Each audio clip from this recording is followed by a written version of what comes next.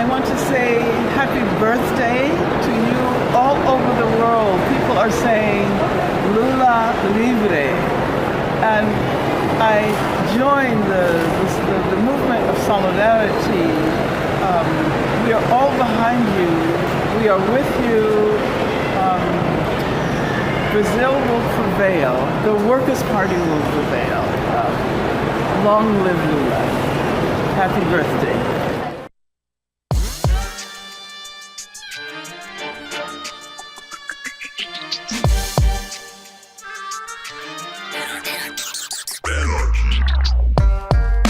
Welcome to the Michael Brooks Show. We're broadcasting live from downtown Brooklyn, USA, where we say Lula Libre with super producer Matt Leck. Hello. Hello. Chief economist David Griscom. How's it going? Grizzy. How's it going? How's it going? How is it going, David? You tell me. What do I know? How's it going? It's going pretty good. Talk to me. Are we waiting for Goodell? We are, in fact. That's what literally all of us are doing on this week's program. Jam-packed. We're a little bit off schedule in a way, off format, I should say. We have an interview just recorded a couple days ago with Kshama Sawant.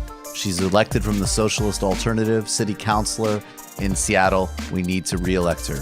Voting is taking place now in Seattle through mail-in ballot, and it goes through November 5th. Amazon, the real estate developers, and all the other predators are trying to kill her politically because of her fight for rent control, for a living wage, and other absolutely vital reforms. We have an interview with her. Then, the great Krystal Ball of Rising on the Hill joins us. There is a global workers' mobilization happening organically right now. Chile, Lebanon, Ecuador, Haiti. Why is the U.S. press paying so little attention? We'll talk about that. Plus, Bernie's bounce and CNN. Ooh, it hurts. Oh, God, it hurts.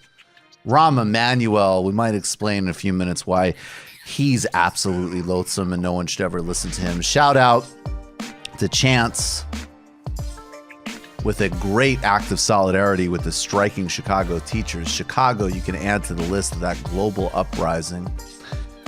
We've got a gem on global wealth, a deeper dive into Chile, and then the great Harvey J Kaye returns. He's author of this book, Take Hold of Our History, Make America Radical Again. We're talking about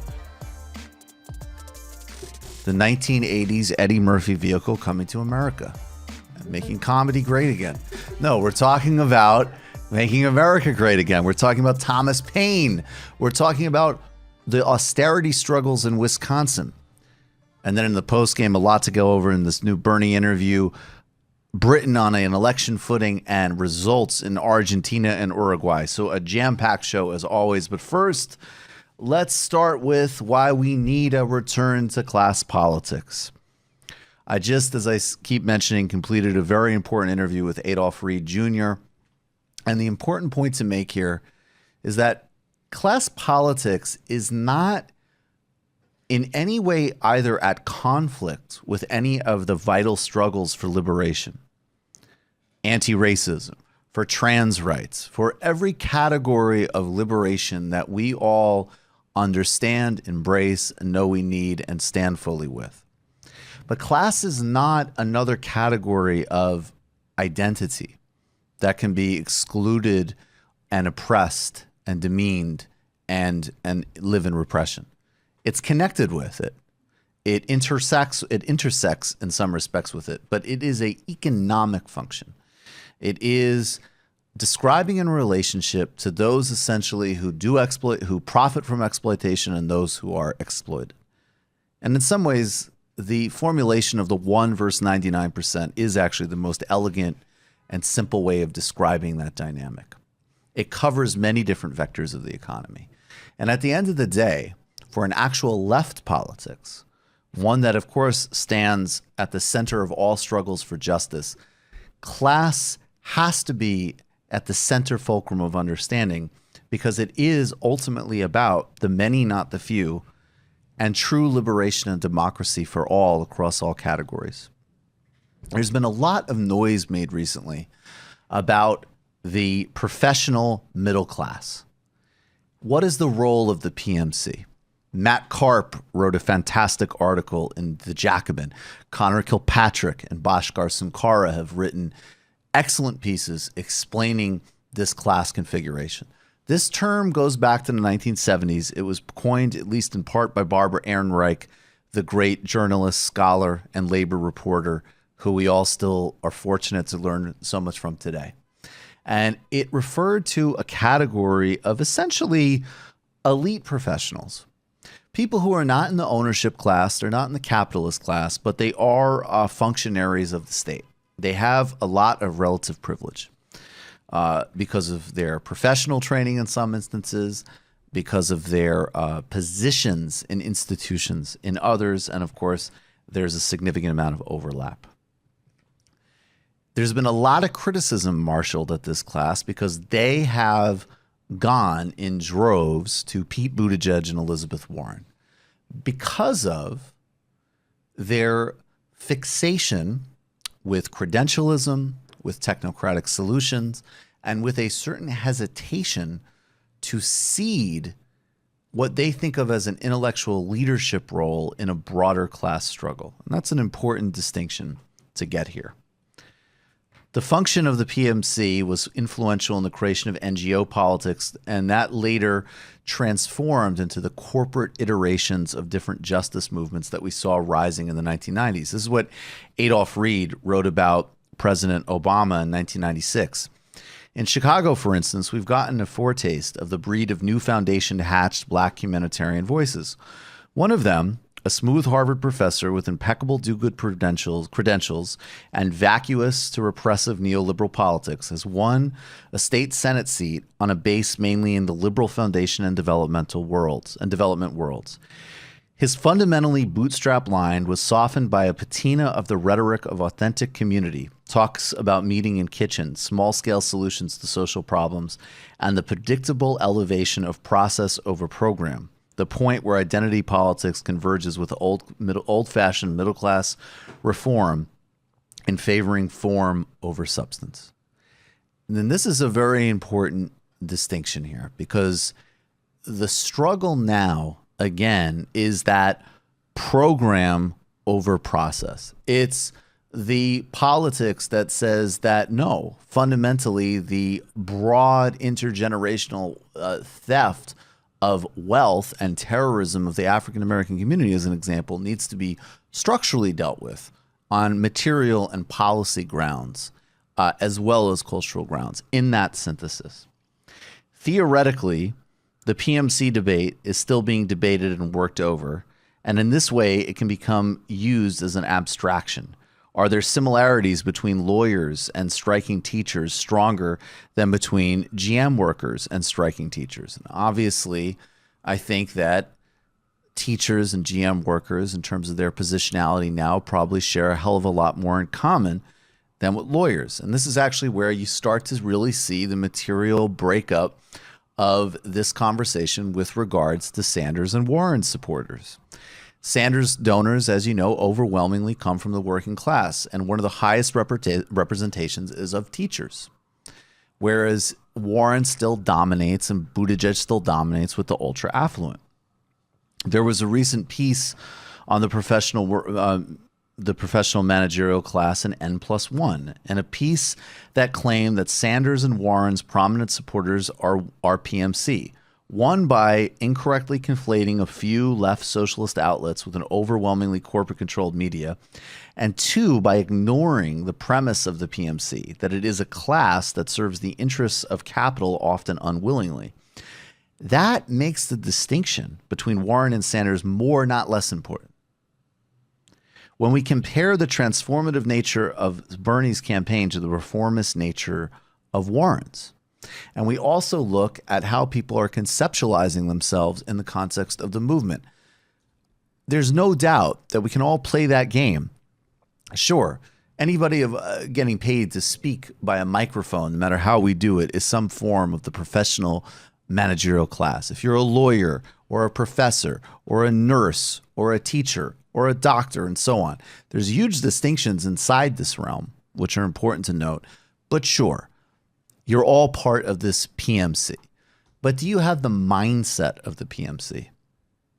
That's a distinction. It's a state of mind. If you look at Celso Amorim, who is Lula's foreign minister, this is a incredibly highly educated, multilingual professional who worked shoulder to shoulder with a great working class president and centered that in his agenda, not his professional class training. That might have led him, if he went with that, to a potentially very different type of politics. This kind of bad reading of the professional managerial class happens when you take class categories as moral rather than material. We aren't criticizing the PMC because we hate it and therefore are making a moral judgment of professors and lawyers, but because we are materialists witnessing the PMC defend capital at the expense of labor. When they second guess a theory of mass movement and change as represented by the Sanders campaign and elevate even a more progressive version of the same old discourse of expertise and quote unquote pragmatism versus recentering power along labor and class lines. We need to do better on our end to eliminate the tendency for material analysis to be replaced with unscientific moral claims. Sloppy usage of PMC creates confusion on our side and opportunity for our opponents. Similar distinctions like generational-based politics, e.g. boomers versus millennials, are equally damaging. They blur the real lines that matters, the class struggle between capital and workers. It's time we stop playing around and return to that. Do you guys have anything to add? I hope that some of those distinctions were made clear. This stuff gets very knotty, and it's important to tease out and clarify. And then on the other hand, there's also just the old keep it simple. Yeah, I mean, absolutely. We have to keep it's simple, but it's also important to make sure that we are basing ourselves from a class analysis. So what happens a lot with the PMC thing, especially when it starts to translate over into Twitter and just becomes like an accusation, it becomes this moral category rather than a political category. The point of the PMC is that it's a class of contradictions. It's a class that, you know, for a lot of reasons you would expect should stand in solidarity with the working class against capital. But for in many instances, especially in American history, it hasn't. And trying to understand why that relationship exists, that's the Marxist work. What happens when people get confused is when they start to think of this, oh, this is like a kind of moral judgment. So that's what happened in this N+1 piece, where they're like, oh, well, look, there's journalists who support Bernie Sanders too. Why is Bernie Sanders not the PMC candidate like Warren? Right. And obviously that's absurd, because Bernie Sanders is very clearly the candidate who's trying to fight against capital and to create a real paradigm shift in our politics. Well, Warren very much is trying to maintain and just correct the disadvantages that the PMC has had. So and that's also another reason why a lot of her rhetoric still hinges in that middle class axis, whereas Bernie will talk about labor and poverty. Exactly. And, you know, and just lastly, this is something that I've been really trying to push people on, is that it's really important if you're a Marxist to start to return to a lot of the important work on ideology that Marx did and also has been developed by others, and really understand what the function of that is in politics. You know, Marx has, you know, the phenomenal line in German Ideology where he says, life is not determined by consciousness, but consciousness by life. Right. So we're starting to, and it's important, that's the reason that that's important, is to understand that ideology and these kind of like individual proclivities that you see in this class are determined in large part by the capital relationships that people are in. And being able to attack it from that direction makes the PMC, and at least how to deal with it politically, a lot more coherent than a kind of like liberal norms-based understanding of what this class is. Right. But even like what was funny in some of the, you know, not to pile on it too much, but I wasn't a fan of the N+1 piece. And even that sort of, that by your logic argument was so paint by the numbers PMC, right? It was just like, you're doing it. You know what I mean? Like, oh, well, you have writers, so therefore aren't you PMC? No, you're missing, like, you're not even missing the forest or the trees. You're missing like you're still stuck in the parking lot of the state park and not seeing either because you're checking your phone. And that N+1 piece specifically was really funny because they spent the entire first half doing a literature review, making the point that we're making, and then obviously like really did not understand the point of all the authors that they were citing throughout the entire piece. And at the end, they tried to turn it on its head, and it really didn't work for anyone who's familiar with those arguments. And also, just to put that great line from Marx in another way, just to really grok it for people. In our pop culture, one thing that that everybody, I would say, actually from like the new age to the new atheist share is they say, what do people think and then what do they do? And what we're saying, and look, the reality is this is an interdependent dynamic process that influence each other, of course. But what we're saying and is a helpful methodology to have because we're so skewed in the other direction is what do we do all day and then what do we think? It's the reverse of that process. And we are highly indoctrinated from scientific to religious to liberal worldviews. I would say liberal at the foundation to immediately zero in on ideas. Maybe what actually we are literally practicing all day is the progenitor of our ideas, not the other way around. Let's get to the shout out. Shout out. My brain is still in recovery mode. Shout out. Curtains, nervous curtains. My brain is still Nervous in curtains, recovery yeah. mode. Nervous curtains. Shout out. From taking in so many high-level important ideas. Shout out. From taking in so many high-level important ideas. The dial of ideas. I like talking about ideas. High-level. The exchange of ideas. Shout out. High-level. Still in recovery mode. Looking forward to sharing more ideas. Oh my God. As always, last week's shout out was the Chicago teachers. They are in force as Mayor Lightfoot continues to basically be totally dishonest in terms of honoring her pledges. President Obama is in Chicago talking with Mayor Lightfoot about his library. He is, as I know, so far has not met with the striking teachers who are not only striking for, and this is just, I mean, the Chicago's teachers union is so important.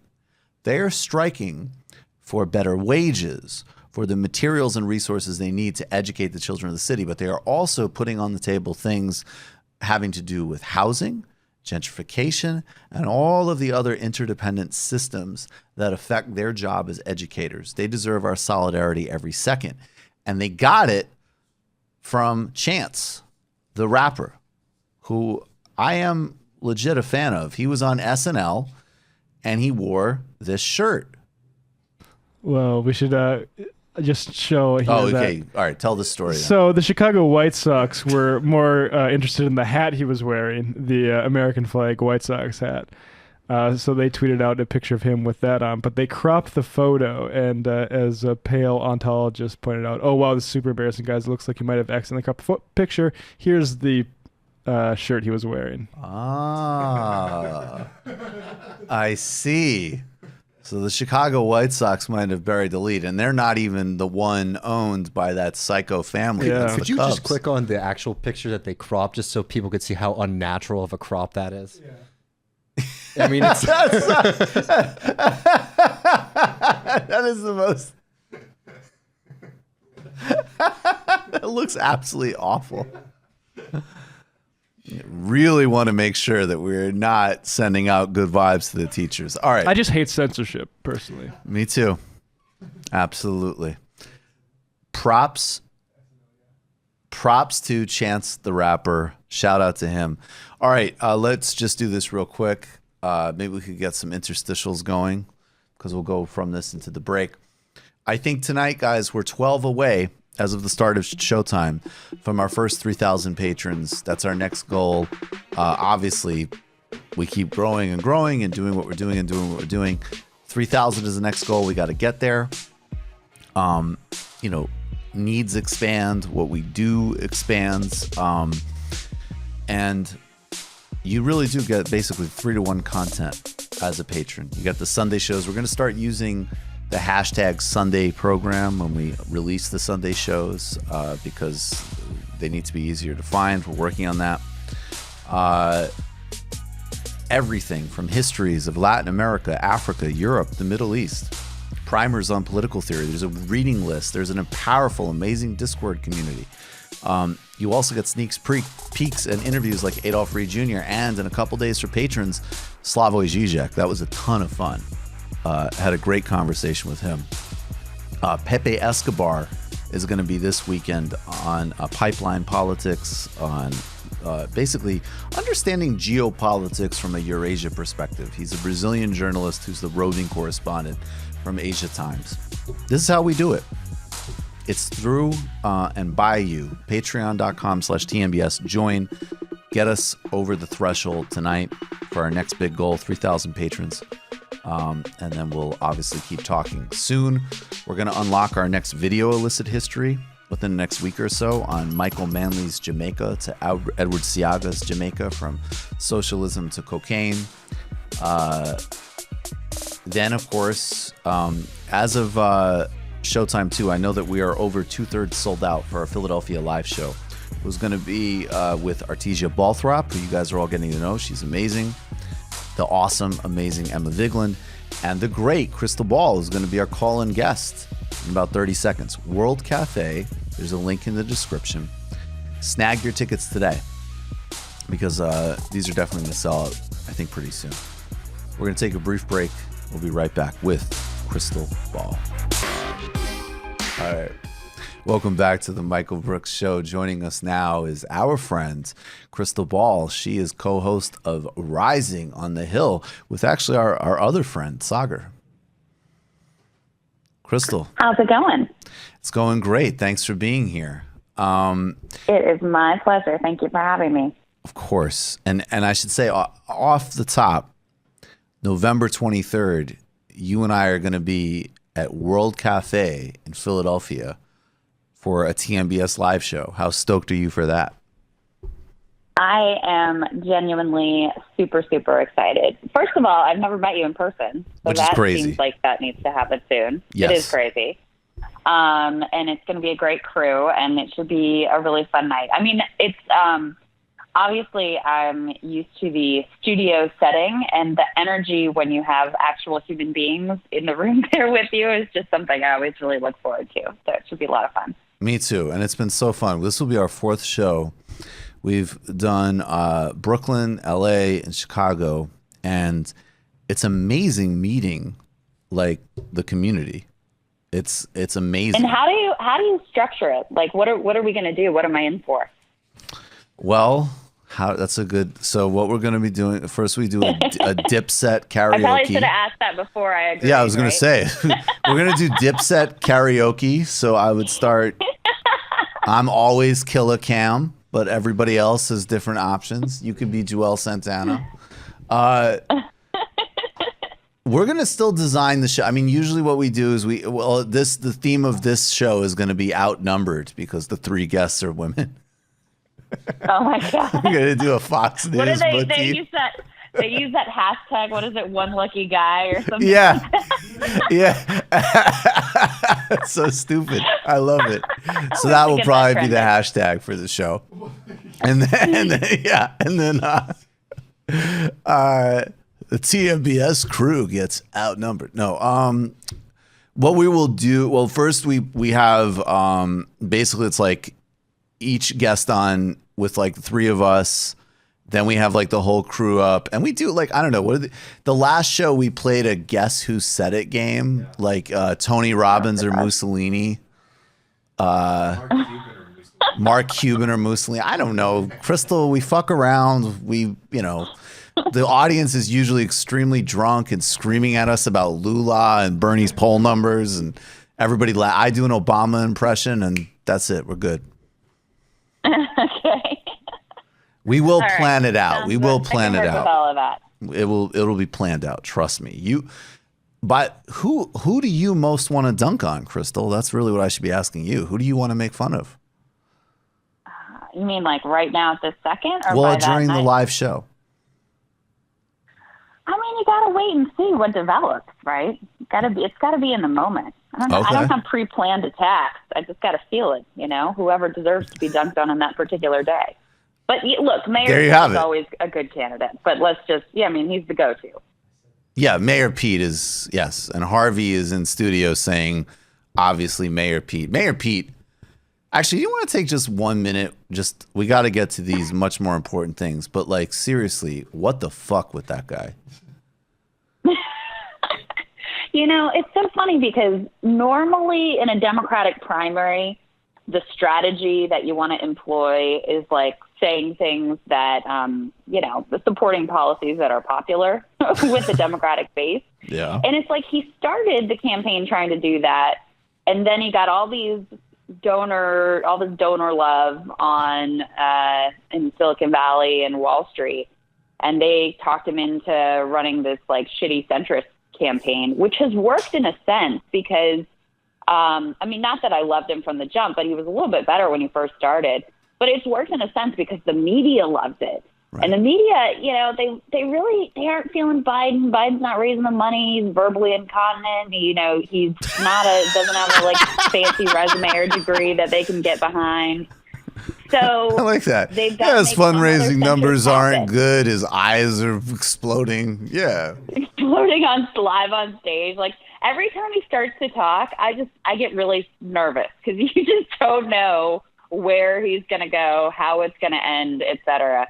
So the media's got to have some kind of centrist that they can get excited about. Buttigieg really fits the mold, and so they've gone, all in. Van Jones on CNN after the last debate, I thought this was hilarious. I played the clip on my show. He called him Pistol Pete. Oh my God! Like Pistol Pete really came out to play. It was like, seriously, what?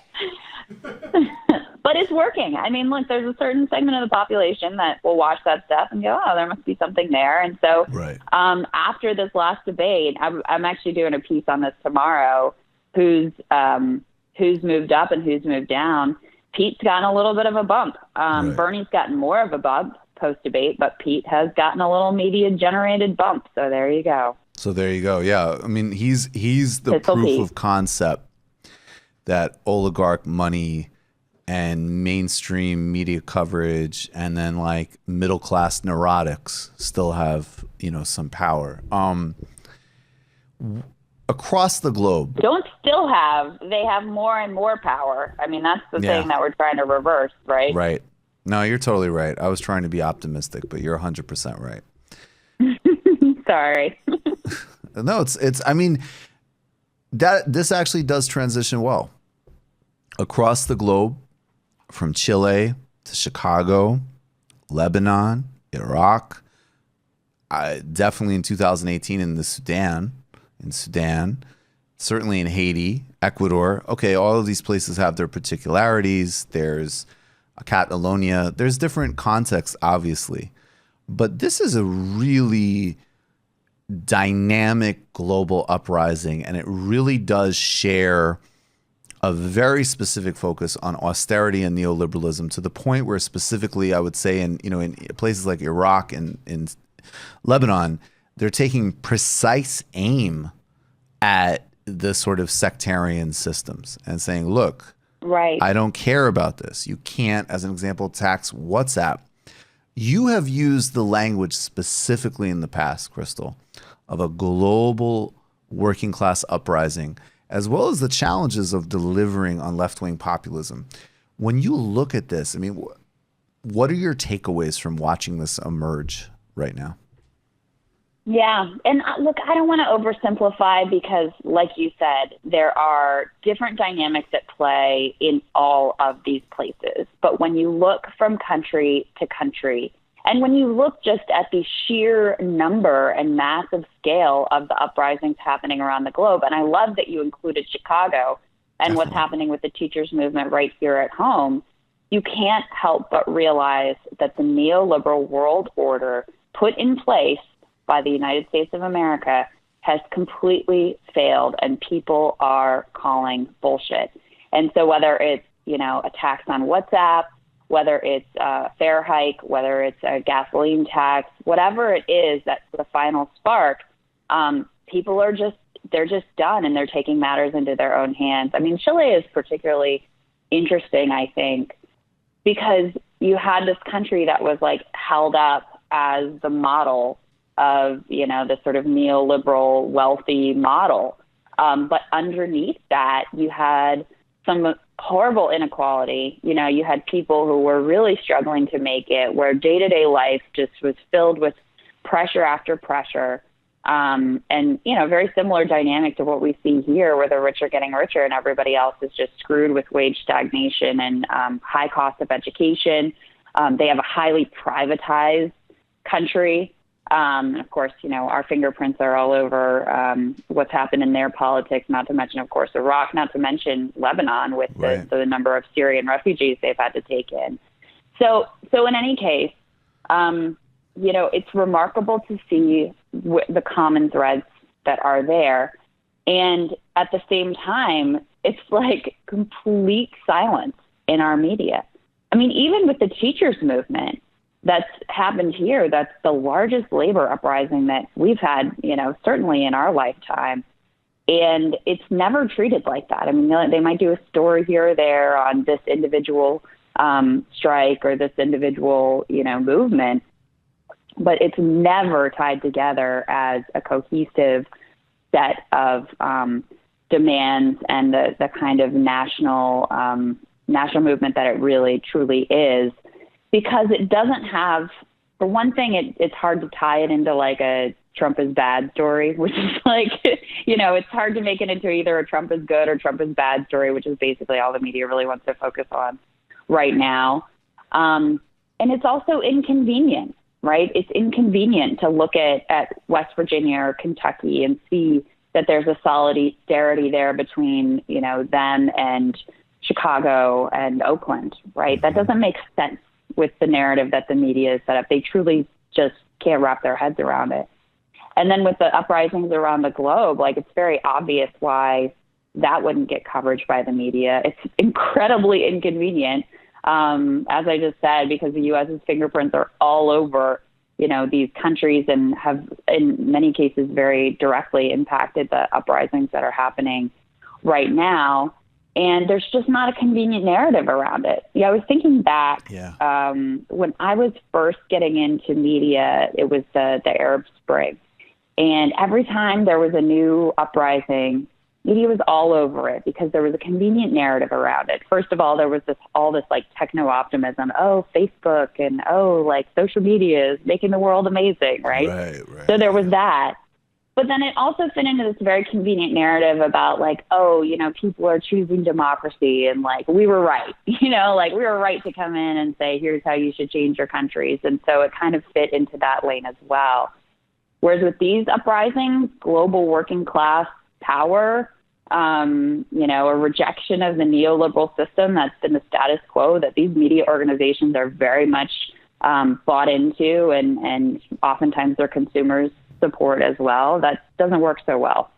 Yeah, 100%. And we're going to play this later, but one of the chants that people are saying in Chile is, and I don't know how this translates in Spanish, but I'm sure it sounds better than it does in English. But the point, they're chanting that basically neoliberalism was born here and it's going to die here, right? Like specifically Chile is ground zero. Well, I mean, yeah, right? Like you have the 73 CIA-backed coup, and then it becomes a laboratory. All the Chicago guys go there. I mean, that's what's getting synchronized with the Pinochet mass killings. And I think another symptom, like you were saying about these convenient narratives, like Chile transitioned to democracy in such a way that all of the old power and wealth and market relationships were not changed. So you still have decades of formal democracy. And I guess that's the media is obsessed with Trump and it doesn't fit a convenient narrative. But also it's like, this is the only answer to Trump and they're missing it. Yeah. But, I mean, I don't know if you've had a chance to read Matt Taibbi's book on media criticism yet, Hate Inc., but I think he lays this out better than anyone. He says basically after 2016, remember there was all this like soul searching in the media. Oh my God, like what did we do to cause this, right? Mm-hmm. And he said their analysis was basically to go from 1 million hours of Trump to a million hours of Trump is bad, right? Right. It's not been any different. And of course it's not any different. I mean, it's the same business model. So what's going to, as long as they have the same business model, it's not going to change. But that's really the bottom line. And so, look, people love getting titillated by the squabble of the day. And I don't want to say that that the stuff isn't important, right? Whatever happened with impeachment today and all, I don't want to minimize it and act like it's not important. Trump is the leader of the free world. And so his statements matter, his actions matter. That's all important. But you can't sit by and say Trump is a symptom and then not cover what the actual problem is, let alone the other symptoms that we see unfolding here and around the globe.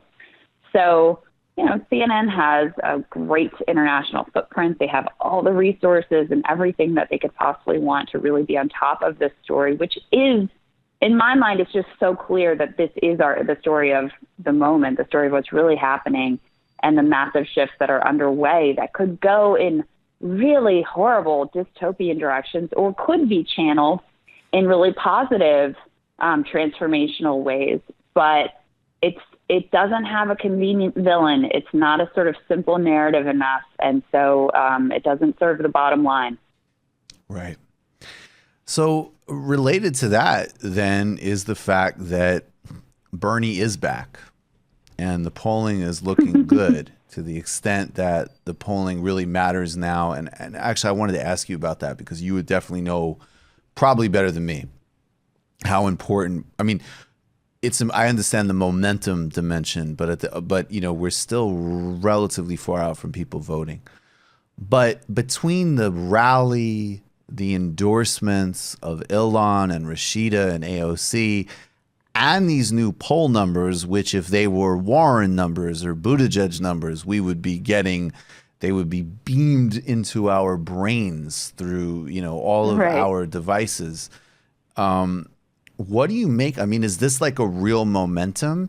And again, how is the media telling on itself with regards to the Sanders campaign? Well, I think it is a real momentum, and I don't want to overplay it because it's early. But if you look at the post-debate polling, and look, you should take all polling with a grain of salt, especially really Bernie polling, because his whole theory of the case is getting people out to vote who don't normally vote, right? And those are not people that pollsters believe when they say I'm going to vote. So They don't usually get counted in these things. So that's always something to keep in mind. But poll after poll post-debate has shown him moving up. And it makes sense because he does look great. I mean, he does have more fire. He had that amazing rally, had the biggest rally of the whole campaign, which was another thing that the media really didn't talk about. And he's just, great interview today with CNBC. It just seems like he really is on his game. You talk about the media piece with this. It's hilarious. CNN's New Hampshire poll that you're referencing here that had Bernie number one. And Ryan Grimm pointed out they wrote 5 stories about the poll, and not one of them had in the headline that Bernie was in first place. They actually wrote one, and this was incredible. One of the stories they wrote, again, without having ever in any of their 5 stories written that Bernie was number one, they wrote one that said, Buttigieg is in fourth, but it's a strong fourth.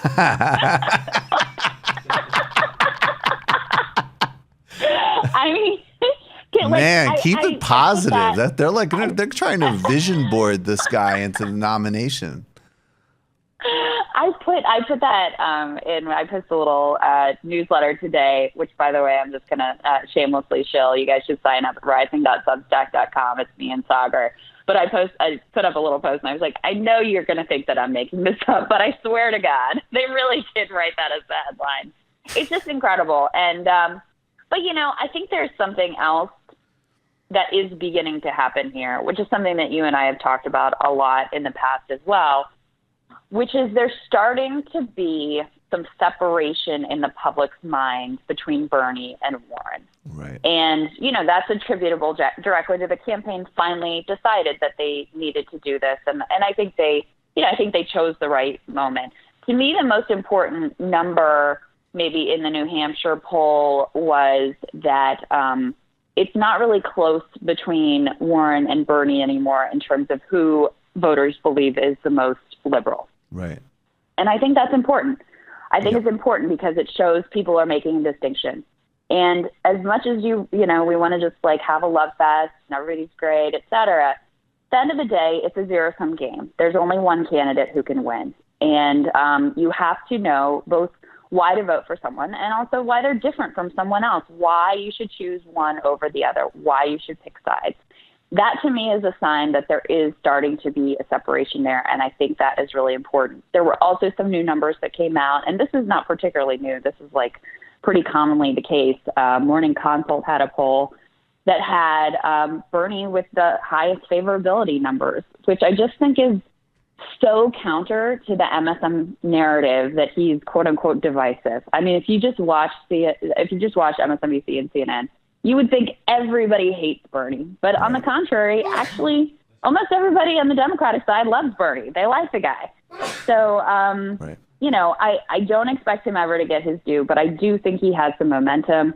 His campaign put out there that they have more Iowa caucus commits than they did in January of 2016. So that's a big deal, obviously, although, in fairness, they were, I think, not that greatly organized last time around. They're much better organized now, which is a positive thing. So I think there's some things to be hopeful about here.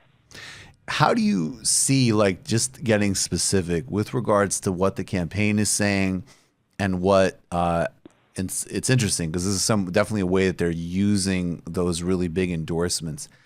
How are they making that distinction? And I just want to say, I agree with you completely. And I feel like, some people still complain to me like, oh, you should be focusing all of your attention on Joe Biden.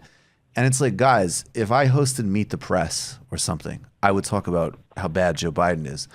I think there might be more people in this audience who are, going to write in like, Wyclef Jean than vote for Joe Biden. So, it's not relevant to talk about Joe Biden in the spaces we're in. Everybody hates him. And the question is whether or not he'll collapse or not, right? Which I am actually curious your thoughts on. But how are they making that distinction and how can that keep being amplified, you think, by the campaign? Well, one thing that they've done, and you kind of referenced this, but I do think the AOC endorsement in particular, but, Rashida Tlaib and Ilhan Omar as well are really important. And they just did something really cool today that I don't want to be too cheesy about this, but it actually was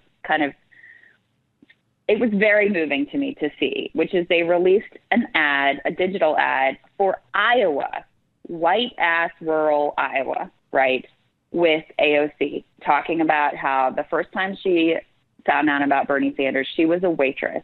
And just like she said in her endorsement speech, that she didn't have health care, she didn't have a living wage, and she didn't believe that she deserved those things. And Bernie Sanders was the person who made her believe that she was worthy. That's just, first of all, I think that message is so powerful, that we are worthy message, that we are all worthy, whether you're, whether you've ascended the meritocracy, congratulations, or not, whether you're college educated or high school educated, wherever you're from, rural, urban, etc., we are worthy. And to hear that from AOC in an ad for Iowa, I thought was really important. And it isn't sort of, it's an implicit contrast with Warren, because it makes that case that he's the one who's been there believing in the working class person, all the way through. So I think that matters. Look, I don't think he's ever going to go like hard at Warren, and he probably shouldn't, because ultimately we want Warren voters to not feel that she's like under attack, that they can go to, that they can switch sides and it doesn't become like this sort of entrenched thing. But in the interview with CNBC today, Senator Sanders got asked about Warren's corporate work, defending companies that had people making asbestos claims against them, et cetera. And he said, look, I've never worked for a corporation. People can decide for themselves, in so many words. So great. There's just a little bit more of a direct willingness. In the past, he would have just said, look, Elizabeth and I are friends, period. Now there's just a little bit more willingness to make the case. And I do have to say, the Medicare for All issue has been a real weak spot for Warren. Sanders, that's something else we're seeing in the poll numbers, is he's really pulled out to a big lead on healthcare, which is the number one issue of Democratic primary voters.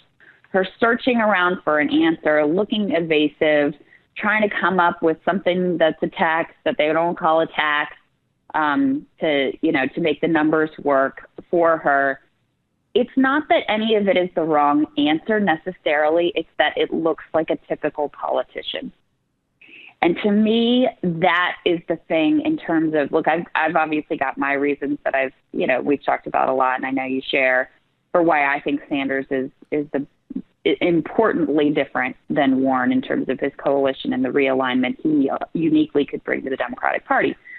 But I think for the larger public, just the idea that she's a typical politician and he's not, I think it's pretty powerful. And I think it's pretty true, rings true for a lot of people. I think you're 100% right. And just in 1 minute, because you did a commentary on this is really good, and then I'll let you go. Why should no one ever listen to anything Rahm Emanuel says about anything ever? Well, let's just on the topic of healthcare, which was there's so many reasons that it will take way more than a minute unless I just limit us to healthcare. He's out there, with his investment bank job. And they, by the way, have healthcare industry clients that all of these news outlets that are giving him a platform should definitely be disclosing. So there's that piece. But even before that, Rahm Emanuel has never supported any kind of healthcare reform. He was the guy that, with Obama, begged Obama not to do healthcare at all. Then once Obama basically said, screw you, I promised I was going to do healthcare, we're doing healthcare, he begged him to do something much more limited than Obamacare. Okay, he won that battle as well, but the battle he did win is he's the guy who spiked the public option. And now this is where it gets really hilarious, because now he claims to support the public option. And his whole argument that he made in an absurd, it was so absurd to the point of being amusing op-ed in the Washington Post, is that, Medicare for All could never pass because we had 58 votes in the Senate and we couldn't even get a vote on the public option. And it's like, well, first of all, you killed the public option. And second of all, if you couldn't get a vote on the public option with 58 senators, why do you think you can get a vote on the public option that you're saying is like the easy breezy, let's get it done thing? It doesn't make any sense, right? And Rahm Emanuel, he helped write NAFTA. He is so much a part of what has destroyed the Democratic Party and moved it away from the working class and towards the professional managerial class, all in the name of winning, which, basically resulted in massive losses across the country. So that, in conclusion, is why you should never listen to anything Rahm Emanuel says, unless it's with an eye to mocking him. And he also sounds incredibly annoying and has an off-putting personality and sucks. Let me just I don't underline judge that. him on those shallow metrics, Michael. It's only about the policy for me. I would never. You better change your tune by the time we get to the Philly live show. Krystal Ball, thank you so much. I think I'm going to be on your show sometime this week, I think. And everybody should watch. Yes, I'm psyched about that. We're going to talk about these protests going on, and it will be all things good, and we'll make sure to tell people about the live show there too. Awesome. Everybody check out Rising. It's a really interesting show, and I also really enjoyed having Sagar on my show for like the only worthwhile debate I've ever had in my life. How was that? He enjoyed it. It was great. You didn't watch it yet? Boo, Krystal. Not good. Where's the Donald Trump not good drop? All day, every day with Sagar, okay? I love him to pieces, but I just need extra Sagar in my free time, all right? No, I feel you. People actually ask me that sometimes. They're like, did you catch that Sam thing? I go, no. You're out of your mind? Absolutely not. Like, you would think it was weird if I came home from my work with Sagar to watch more Sagar. I mean, that would be an unnatural thing, right? So That was good. That is high quality spin, Krystal Ball. Everybody watch Rising on the Hill, Krystal, and come see us in Philly. Krystal Ball, thank you so much. Thank you, Michael. See you soon. See you soon. Take care. All right, folks, we are going to do a gem. Then we're going to play this interview with Kshama Sawant. Please do what you can to help secure Kshama Sawant's seat in the Seattle City Council. And then Harvey Kaye, he's getting antsy out there. He's going to join us to talk about this fantastic book, Make America Radical Again. But first, it's time to wrestle up some economics. David Griscom. Sounds All good. right, let's do it. Yeah, I wanted to. So Credit Suisse came out with their annual Global Wealth Report, and it's probably one of the better Global Wealth Report out there. So I definitely suggest people checking it out. I just wanted to hit some of the top lines from it real quick. As you would expect, the United States is heavily featured and continues its trend of wealth growth since the financial crisis. 40% of millionaires across the globe are American, and 40% of those in the top 1% of global wealth distribution are American. You know, there's plenty in the report that shows that there's uneven development in the globe. North America and Europe have 57% of household wealth across the globe, despite only making up 17% of the global population. But while we recognize it, it's also important to recognize that for many people in America and many people in Europe, they do not have that access to wealth that is very much dominated by the top 10% and the top 1%. So 57% of all adults in the world, their wealth is below $10,000 US in 2019. So that's over half of the global population. Household wealth is under 10%. And for most people, it's zero. Like by far, most people, it's zero. So consider that reality that even though there's an imperial core, there is a real devastating unity across the globe between the elite and the propertyless across the globe to have a very serious unity when it comes to wealth. There is a global working class, and you can see it from the United States to Africa to Europe to North America, across the globe. So again, remember that this is wealth, not income. And I just want to quote from the report again: the bottom half of wealth holders collectively accounted for less than 1% of global wealth in mid-2019. So I'll say that again. The bottom half of wealth holders collectively accounted for less than 1% of global wealth, while the richest 10% own 82% of global wealth, and the top 1% alone account for 45% of wealth. So, we're talking a lot about the financial crisis when we're talking about wealth and what's happened in the past 10 years. Financial assets rose in every region, contributing to 39% of the increase in gross wealth worldwide. Let's also remember what kind of people have access to financial assets, that being the super wealthy already. And this is also very striking. 71% of the rise in North America, so 71% of the rise in wealth in North America came from financial assets. That's not typical across the globe, where property is mainly the main source of wealth for people across the globe. So in our country, specifically the United States, financial assets are so important to the benefit of the bourgeoisie. So just, two quick lessons that we can take from this. One, there's clearly an imperial core, but it is also true that it's that there's a small but powerful international group of capitalists that owns the vast majority of the wealth. So even though there are absolutely fundamental different lived realities of people across the globe, there is something that unites literally half of the globe against a very small group of people that are able to control so much of the global wealth. Two, we need to recognize that the amount of money that our 1% controls in the United States is exceptional. And as socialists in America, we need to be doing everything that we can to relieve them of that burden, and to be doing as much as we can to be redistributing that wealth, not just across the United States, but across the globe.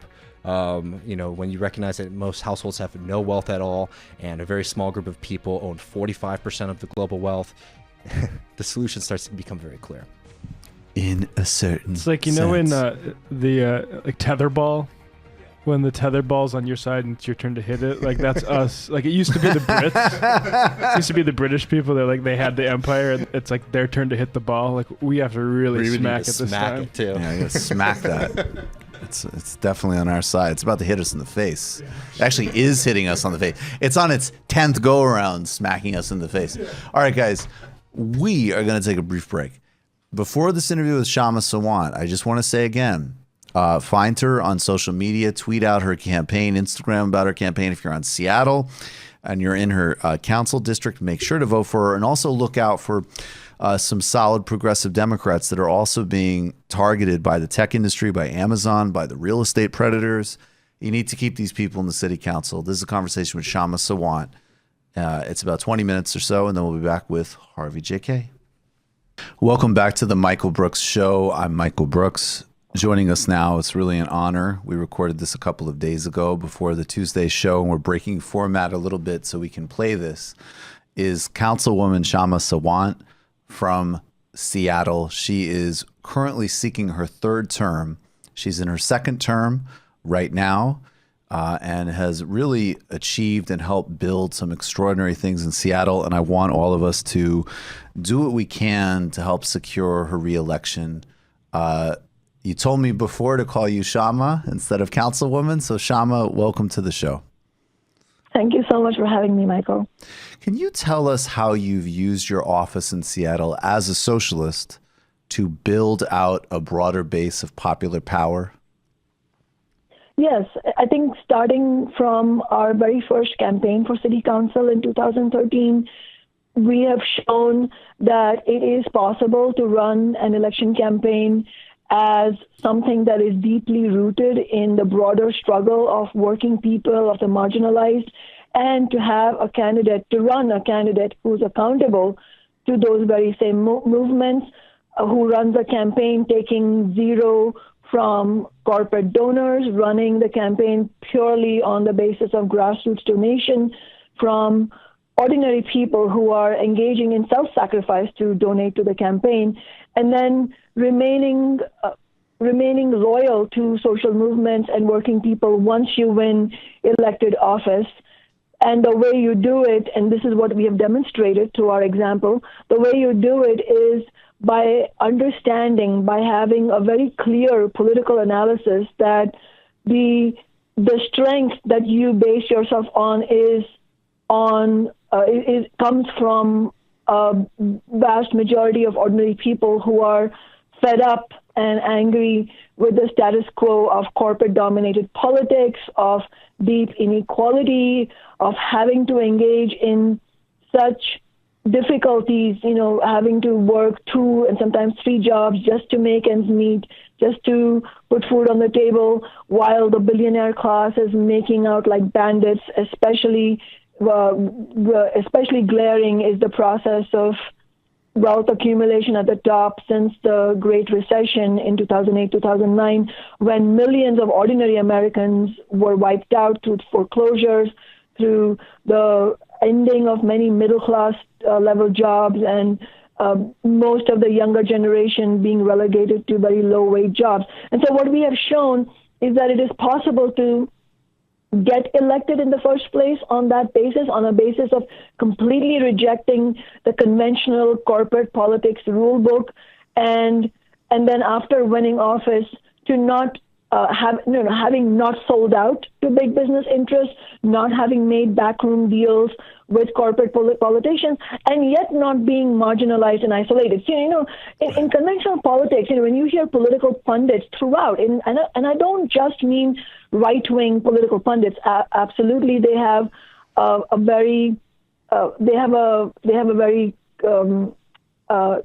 neoliberal approach to thinking about politics, but it's also what we see coming from the Democratic establishment, and something that is out of touch with what rank-and-file Democrats want, which is the possibility of having elected representatives who remain true to the needs of ordinary working people, remain unbought by corporate interests, and are yet able to make an impact. And that's where I think the real contribution of my council office lies, which is that we not only got elected by defeating a powerful 16-year Democratic Party establishment incumbent in the city on the city council, but after we won, within 6 months of me winning the election, by helping to build a broad basis among Seattle's working people and with the labor movement and with community organizations, we were able to make Seattle the first major city to win the $15 minimum wage, which, as you know, has now gone nationwide. That's right. Since then, in the 15 Now campaign that we launched here has been adopted by working people in many other cities. And I believe now it has been reported that 22 million American workers have attained $15 an hour, which has meant a raise in their incomes by $68 billion. I mean, this is tremendous. Look at the impact you can have. And then in addition to that, we have won a whole host of renters' rights victories. We have that has angered corporate real estate. We ended Columbus Day and ushered in Indigenous Peoples Day, and right now we are building a powerful movement for rent control. So I think this is an example of where the left among us in the movements, progressives, need to understand that there's a huge opening and we can harness the hunger for change and actually win progressive victories.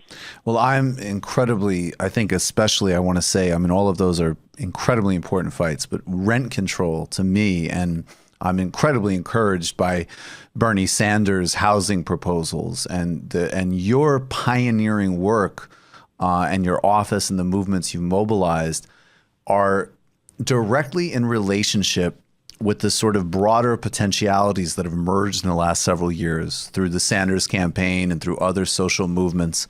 And I think that this is really important because, you know, not obviously on a platform like this, but in the national press, there's still this kind of generic sentiment that, you know, California being a stand-in, but even Seattle, that there is this sort of progressive techno-liberalism that, you know, there's that people that, you know, Seattle stands against Trump as an example. And of course, Seattle as a city and as a people certainly does, but not necessarily the corporations that are taking so much value from these places that might want to brand themselves in a progressive way, even as they, you know, profit from extracting so much of the working people of, say, the Bay Area or Seattle. So maybe if you could talk about your battles specific to the local political establishment, even the ones that represent themselves as progressive and liberal,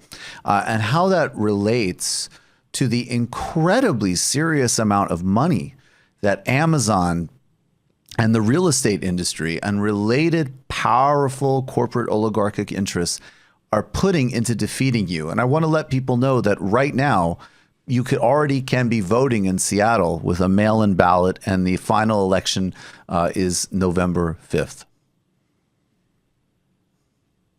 Yes, I think as you said, Michael, Seattle as a whole, you know, if you look at the consciousness of the electorate or ordinary people or working people, even many progressive small businesses, you know, if that's the metric we use, then Seattle is an extremely progressive city. I would say it's even a left-wing city, whether people think of themselves in those terms or not, because if you look at the major questions that face our society, you know, should big business be taxed to fund affordable housing? Should the city as a whole be affordable for all people, regardless of their incomes? Should working people who make the city run be able to have affordable rents and be able to someday achieve home ownership? Should there be social programs to help our homeless neighbors? Should there be publicly funded childcare? You know, should parental leave be expanded? Should the gender pay gap be eliminated? Should there be an accountability on the police department? So, you know, I'm just giving you sort of a spectrum of political and social questions. And on those questions, broadly speaking, it is absolutely correct that Seattle is, the vast majority of people are extraordinarily progressive. There's no question about that. What has been true for a while, and it is still, still true, I would say, for the most part, because I'm the only socialist in City Hall. It's not like this. The City Council is full of many radicals and socialists. We do have progressive council members who are my colleagues, and I work with them on a daily basis, and we have a genuine agreement on many issues. But we will also agree on the other aspect of Seattle politics, which is that, for the most part, what has been on offer as politics in Seattle has been out of touch with that progressive sentiment in broader society. And until about a decade ago, when some progressives, more openly progressive elected officials started being elected, for the most part, Seattle City Council was made up, and still tends to be made up of, just your garden variety corporate politicians who, because the electorate is very progressive, are forced to make lip service towards their issues, but at the end of the day are completely tied to the interests of the Chamber of Commerce, corporate lobbyists, and so on. And so it's a very, it's something that it didn't even used to be talked about. It was just your good old Seattle way, where you had mostly white politicians, very well-off politicians who themselves had a background in very prosperous businesses, who would be elected, and they would say, yes, I agree with you, the wages should be higher, your life should be better, but look, this is all we can do. And it was generally, things were going on that basis. However, something dramatic has shifted, and I think part of that was captured through the Occupy movement. And this is not just Seattle's story, obviously. Seattle is a microcosm in many ways, and that's why I'm actually quite grateful that you're covering this story, because I think this is something that's being felt by ordinary people in many cities around the country. And that's the fact that especially the younger generations now are refusing to accept the status quo of inequality, and they are disgusted with politicians who speak from both sides of their mouth and have been looking for the kind of change that we have been able to harness through Socialist Alternative and through winning my election campaigns, both my first election campaign and my re-election in 2015. And yes, there is a certain sort of what you said, techno-liberalism. But, what's fascinating is that many tech workers, even though they make better wages, obviously, than many other workers, are actually very social justice minded. And, we've seen thousands of Amazon and Google workers going out with the students on the Youth Climate March on September 20th. We have seen Google workers worldwide go out on a courageous walkout against sexual harassment in the workplace and winning victories. And you've seen No Tech for ICE, Amazon tech workers saying we don't want our labor to be used in service of Trump's horrendous anti-immigrant agenda. And on the similar, in a similar vein, Kshama? Sorry. We lost you. Can I just continue? Yeah, just say in a similar vein again. Just give it 1 second. I will do that. Okay, go ahead.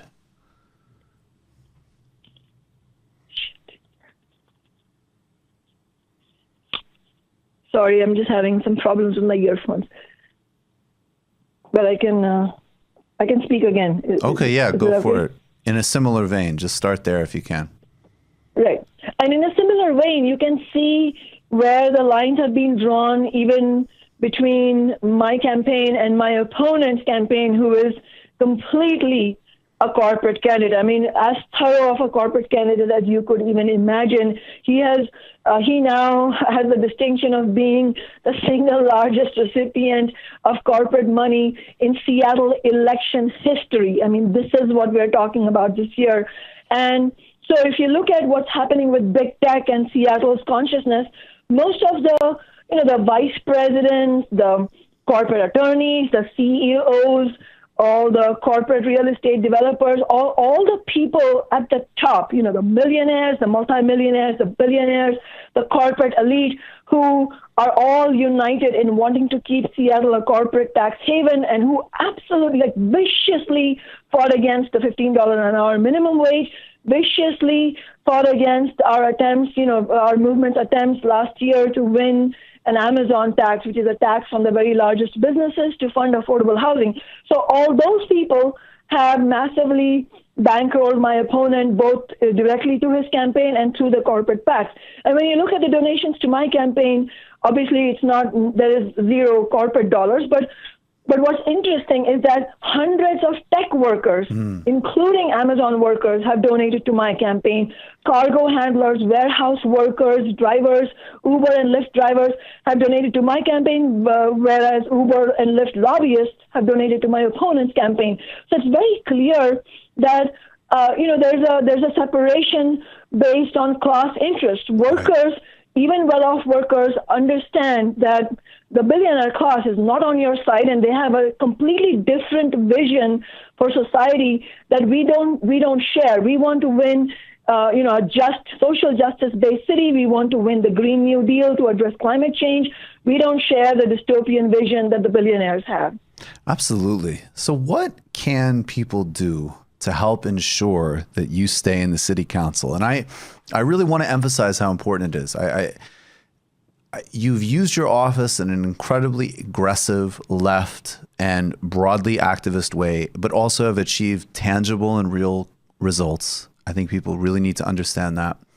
And also, and as you've articulated in this conversation, and also, as I keep saying myself, I remember when you were elected, it really registered that something else could exist in the electoral realm. And obviously, I'm a very strong Sanders supporter.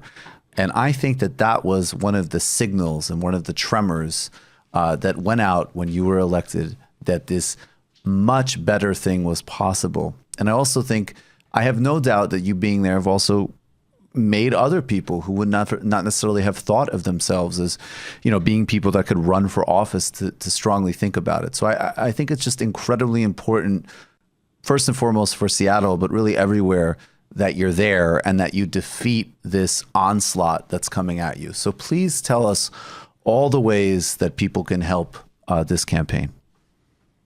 Right. Just very quickly to pick up on what you just said, absolutely. What happens in Seattle elections on November 5th has implications and consequences for progressive politics in other cities and nationwide, and as we head into the presidential elections. And that's why it's so important that Senator Bernie Sanders has very clearly made a public announcement that the progressive candidates who are like myself, who are running this year against corporate and Amazon bankroll candidates, need to win. So progressive candidates need to win, and that this matters to our politics overall in America. And former Labor Secretary Robert Reich has sent the same message that, they stand with us. So has Senator Elizabeth Warren.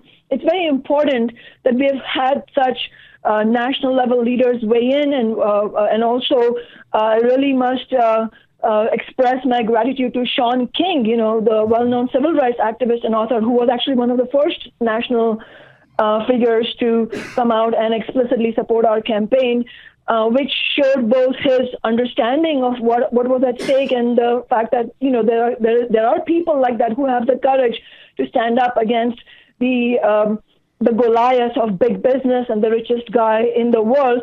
And Seattle, right now, as I said yesterday, yesterday we did an amazing rally just outside the Amazon spheres, and which is this big symbol. If you've been in Seattle, you'll know this is it's a sort of a physical symbol of big business, power, and clout.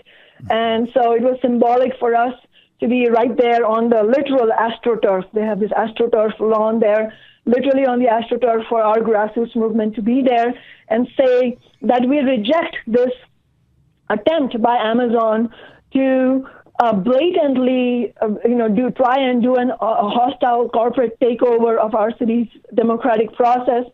And at that rally, I said that Seattle is a test lab as far as the billionaires are concerned, because if they can get away with this in Seattle, meaning dumping millions of dollars. I mean, Amazon has dumped $1.5 million, but corporations and billionaires as a whole, including Amazon, have now dumped over $4 million just for city council elections in one city. So the question is, if they can get away with that, with winning their their stooges to City Hall and defeating progressives and socialists like myself, then for them it will be a confirmation that, oh, you can do this. You can straight up buy elections just by throwing money down, completely subvert the democratic process. That's why it's so important that we not let them do that, because then the message will be, oh, you can do it anywhere else. And that's why we definitely need the support from working people and like-minded people from around the nation. And we need grassroots donations. So anybody who's listening to this, and if this message is resonating with you, we really need your financial and political and other support. So we need grassroots financial donations. We also need people to talk about this on social media and other networks. You know, if you have an email list of friends, please send out an email about this campaign and why so much is at stake, sharing Bernie Sanders' message, and contact our campaign as well. If you, with a question like, what can we do? So we can also make sure that we help organize these efforts nationally. And you can go to kshamasawant.org, KSHAMASAWANT.org to find out more information. And last but not least, I should mention that the kind of throwdown that Amazon has done has stunned everybody, but into action. You know, it has been a call to action. And so many progressive Democrats have endorsed my campaign. I've been endorsed by local Democratic Party districts. You know, these are rank and file Democrats whose values align completely with ours. And also progressive council members have now, Democratic Party council members have now come out and endorsed us and said, look, yes, we may have certain differences about how to put forward social struggle, but we are completely united in rejecting corporate money of this kind. Right. Well, we'll have a link. We have the website you can read in on the Chiron as you watch this. We'll have links to all of the different ways, including the website, but also on social media, that you can support this campaign. Kshama, I just really appreciate your time, and I appreciate the work you do, and I hope we can all band together and push back and win. And so you can keep doing your important work in the city council.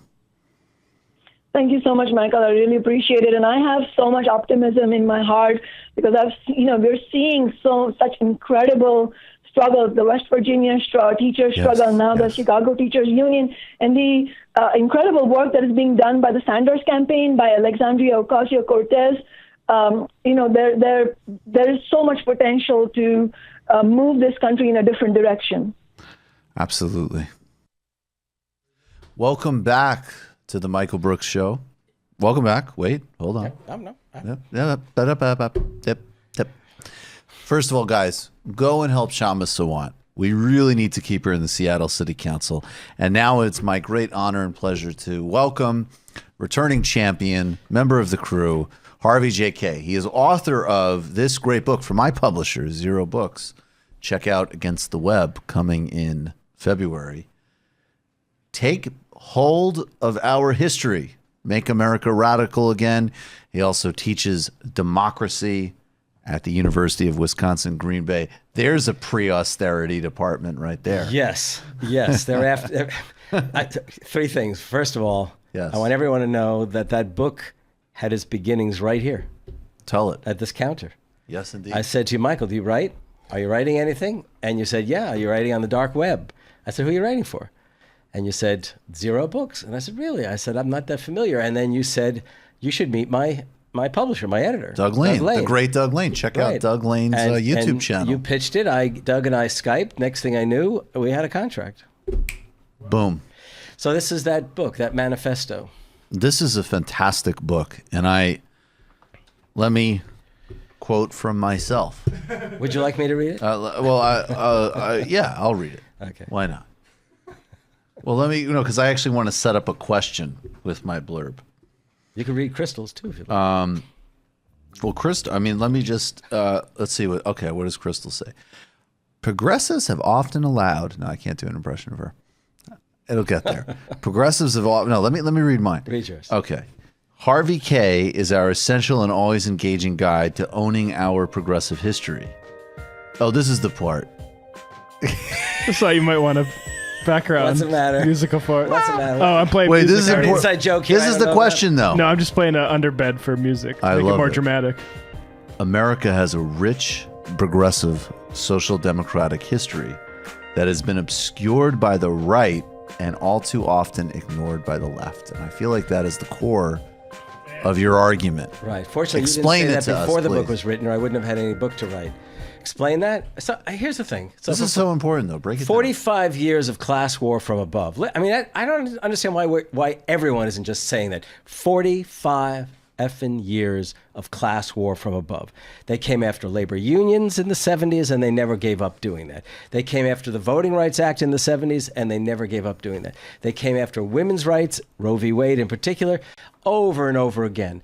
So 45 years of this, right? Now, the other interesting, fascinating thing about that is that to do that, they staged massive campaigns in favor of deregulating business, liberating business is often what they said, in favor of reducing the powers of the state, in favor of lowering taxes, basically a return to the Gilded Age, and that's what we've come to experience ever since, right? Right.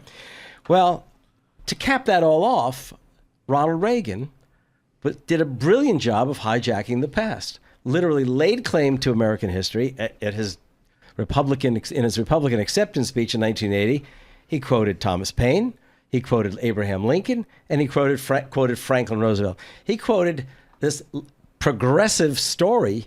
It actually pissed off George Will, the conservative writer with the Washington Post. He said, "You're not supposed to be doing that. You're supposed to be quoting Edmund Burke." Right? Of course. Yeah.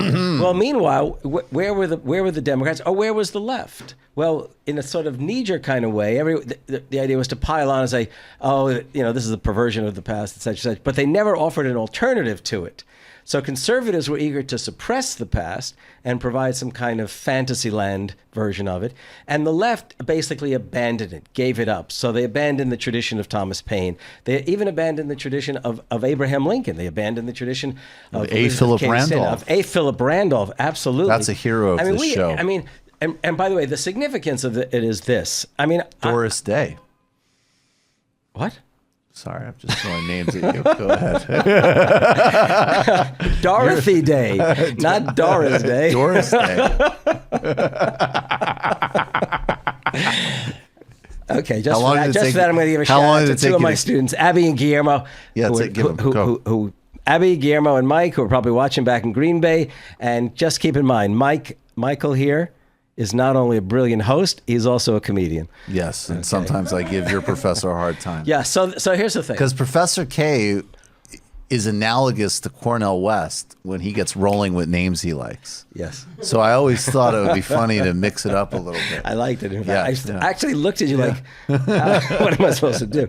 Okay, so the importance of this isn't just that we remember. The remembrance is fundamental. Yes. It's also the fact that I've been convinced, I've been trying to tell people for years, that one of the things that Reagan appreciated, which, by the way, is what Lincoln and Roosevelt themselves appreciated, is the fact that Americans do carry with them a kind of deep cultural memory of the promise that was called for by Thomas Paine, that was embedded in the Declaration for all of the sins of the founders themselves.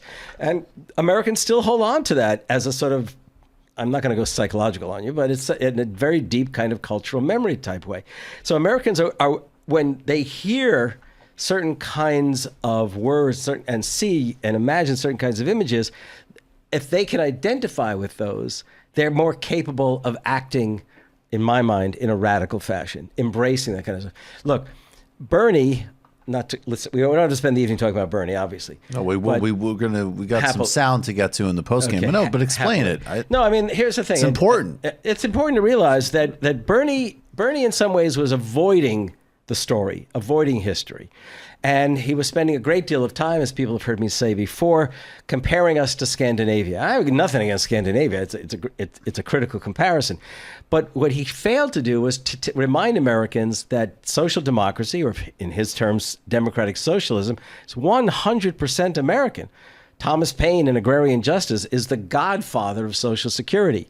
Abraham Lincoln not only, led us through a civil war and signed the Emancipation Proclamation in response to the working people in the North realizing the imperative of doing so and Southern slaves abandoning their plantations and running to the Northern Alliance. It's also the case that even in the midst of the war, he signed the Homestead Act. Even in the midst of the war, he signed the Morrill Act. The Morrill Act is the land grant act that enabled states to create public universities. Those are social democratic initiatives, right? And then FDR. I mean, we could go on and on in that. The point is, social democracy, democratic socialism, progressivism of the most progressive sort is 100% American, and the Democrats abandoned it. It was like they were running scared from it, either because they were afraid that they would be accused of embracing slave-holding founding fathers, or the fact that Lincoln didn't sign the Emancipation Proclamation soon enough, or Roosevelt didn't end segregation in the South. Whatever it might be, they ran from that. But in running from that, they also run away from the story of the exploitation and oppression that people suffered all those years. And even more significantly, the struggles from below that working people in all their diversity pursued ever since the 1770s. By abandoning those traditions, how are Americans supposed to understand what they're capable of doing themselves? Right. I mean, I think what is interesting, that actually, it's funny, it does echo what I talked about with Zizek, when Zizek is really interested in the particularities of struggle and then how they become global. So instead of just saying, oh, well, it's all the same, you look into distinct traditions, and then actually through that you see the divisions within. So he was talking about how in India, right, you've got, I mean, and of course, tragedy for all of us, and we'll be talking about this more next week, you have the ascendancy of fascism and Hindutva, and then you have a tradition, and this is actually a fascinating piece of Indian history. People know, and I think now there's a lot of revisionism around Gandhi, which, is another topic. But, people saw, like in the Attenborough movie, that Gandhi spoke against the caste system. And he said they're all children of God. Now, as Zizek reminded me in the conversation, and people should know about the writer of the Indian Constitution, Ambedkar. Now, the Indian Constitution, like the South African one, these are probably just on paper the two most progressive constitutions in the world. And Ambedkar was a lower caste, quote, untouchable, Dalit, who rose his way up. He got a scholarship to Columbia and became a socialist and a Marxist, but also embraced Buddhism and led a mass caste embrace of Buddhism because the Buddha rejected the caste system. And he virulently critiqued Gandhi. He said, we're not children of God. We're fellow citizens. We're not like romantic objects of compassion. Yeah. We're going to reject this essentialism. And so Zizek's point, just to bring it back, was that getting into the particularities of the clash within these contexts is where you identify the shared global traditions. And that's what, of course, I'm passionate about. So whether you're talking about the African National Congress or Ambedkar or Thomas Paine or, and so on and so on. So this work in America is quite important. And I don't in any way shy away from, and you also quote Langston Hughes, the dream has not been realized, obviously. But if you reject this other through line, then you reject the notion that we have the resources to overcome it. And if you don't have the resource to overcome it, then we're in a hell of a predicament. Right. Let me make clear. Thomas Paine himself called himself, he loved America. Yes. But he always said he was a citizen of the world. Right. Okay. Right. He took pride in the fact he participated not only in the American Revolution, but also the French Revolution. Yep. And he underestimated the degree to which he actually was the inspiration of the British labor movement in the late 18th century that led on to laborism and socialism. Right. I love it. I want to just touch on this for a few minutes. Can I ask a question about Thomas Paine? Anybody can ask questions to Professor I'm curious, and maybe you've gotten into this before, but Thomas Paine as the sort of soul of the revolution, right? How much did Like George Washington, how did he regard that? That's a good question. Most of the founders, the most names like Alexander Hamilton, Gouverneur Morris, they looked at pain as a pain in the ass because he was so radical. His idea was that we would show the world that people could govern themselves with not only without a king, not only without aristocrats, but without any overlords telling them what to do. And those are folks who were very much intent upon being the overlords, right? To make it clear. There was one of the founders who never really, he and Paine always stuck together, and that was Jefferson. Okay. But the difference there is that Paine spoke out vehemently against slavery when he first came into her because he was so shocked that Americans could talk about liberty and continue to practice buying and selling of people. It was impossible for him to understand that. And Jefferson hated slavery, but never gave it up. He hated slavery because he knew what it would do eventually to American life, but he never gave it up. But they did. He was a monster, though. He was also really invested in it, right? No, it's not a big diversion. Yeah. I just, in some ways, I would say reading about Jefferson, because one, you have to historicize everybody and place them in their context. And I, at least when I read about Jefferson, not to go on a big tangent, but the disconnect in him was even more disgusting because of the well, he probably had a sense of how prosperity would judge him more than some of the others. I think he did. He lived by the pen, basically. And he didn't even do it, after he died. I mean, it pretty. But total tangent. In contrast to Washington, but what I was going to say, really quick. Yes. What kind of grader are you? What kind of grader? Tough grader, easy grader? If I tell this in public, it could get out. Well, don't you think there's like a shared history and memory from University of Wisconsin? Yeah, after 42 years, I think so. Come on. I am a very pushy professor. There you go. I believe that. But I am not a hard-ass grader. So I push. So if you get it below a B, you've really effed up. Well, I'm capable of going below a B, but I also do something which the students who probably tuned in and probably still listening know this. There are courses I collectively grade. Oh, you bastard. No. Whoa. But those are the courses where the students have literally volunteered to be with me, you might say. Oh, okay. Okay, That's like cool. a course I do on politics and social criticism. It's a workshop on writing opinion. That's fascinating. Oh, yeah. If I was in a class, I'd be like, all right, group assignment. See you guys Monday. So what it is, they all write, and we do the work. We do the work in class, and basically, as long as it's not just do they come in with the assignment done. Who cares? I mean, that's either up or out. Right. But the better question is to what extent they engage each other and enable each other. That sounds fantastic. No, it's the most really emotionally trying and most satisfying course you can imagine. That sounds amazing. Yeah. So now I'm doing a course. This senior seminar for my department, and it's basically, you heard me talk about it earlier on Sam's show, and that was we are going to perform for a group of freshmen, big class of freshmen. We're going to perform this 1941 radio play. We're doing it as a reader's theater on the Bill of Rights. So, that's a collective grade. I can't grade individually when we're a team, basically. But what if, like, as an example, I'm doing a great reading and Griscom takes it down? Well, only if only say where the problem is, you two would be okay.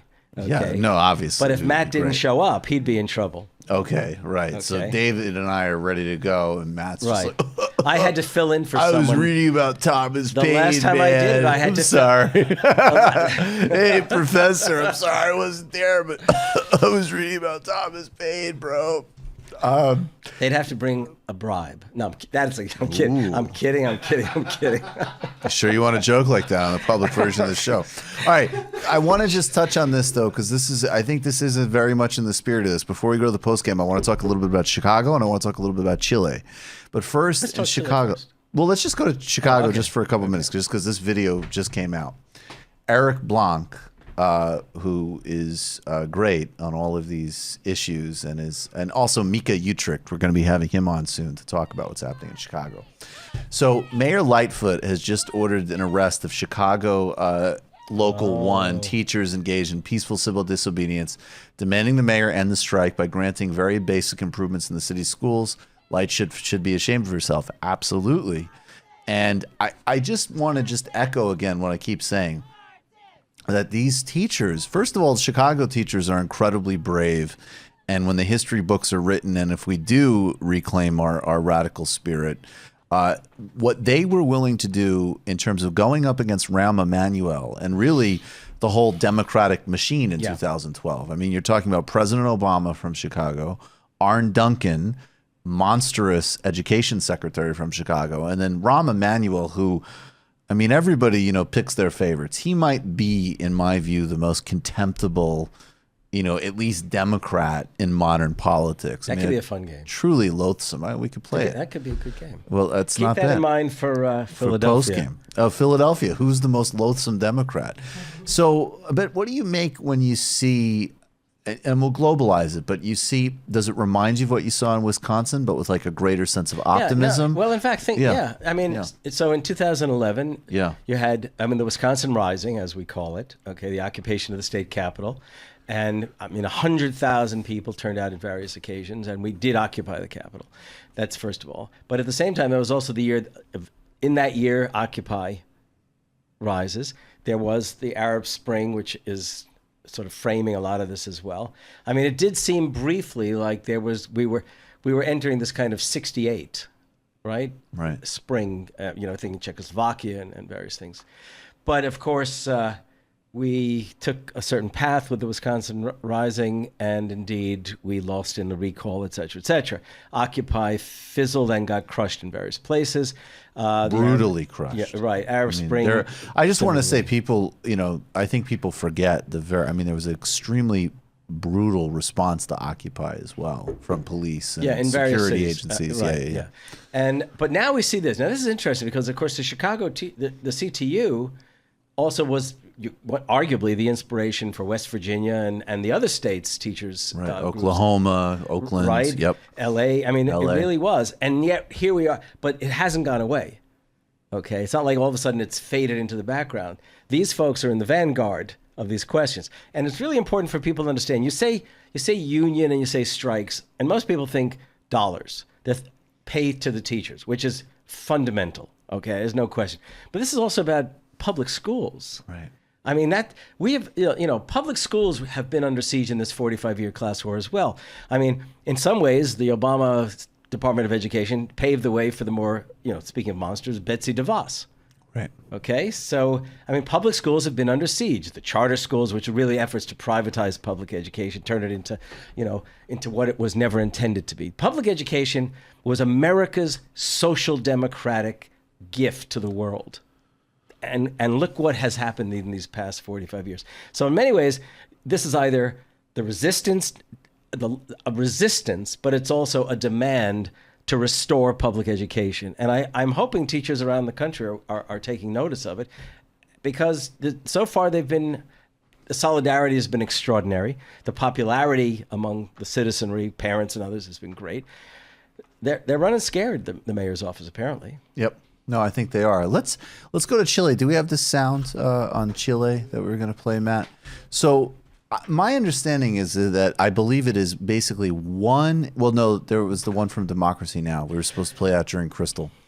I believe that 1 in 17 Chileans have been on the streets. Yeah. And I just want to frame this for just a minute, and then we'll play the clip, and then I'll throw it to you. Let me say something after you say it, before we play the clip, okay?